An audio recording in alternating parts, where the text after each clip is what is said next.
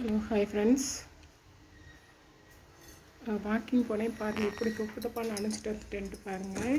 சரியான மழை. அங்கேருந்து கிளம்புறப்ப மழை இல்லாமல் தான் இருந்துச்சு. சரி மழை இல்லைன்னு சொல்லிட்டு பார்த்தா அங்கே போனால் அவ்வளோ பெரிய மழை. எங்கள் ஊர் சைடெலாம் மழை கிடையாது. எங்கள் ஊரை தாண்டி அங்கிட்டு போகிறப்போ நல்ல மழை பெஞ்சிருச்சு. சரி என்ன செய்வோம், மணி வேறு 6 இருட்டிடுமே அப்படிங்கிறதுக்காண்டி அப்படியே வேகமாக வந்துட்டேன்.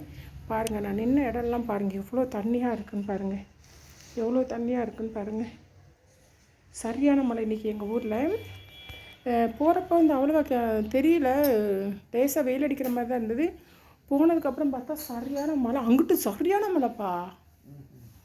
சுந்தரபாண்டியத்துலேருந்து மழை அப்படி எதுக்கு வர ஆள் தெரியல, அப்படி மழை. இங்கிட்டு தான் நம்ம ஊர் சைடு தான் மழை இல்லை.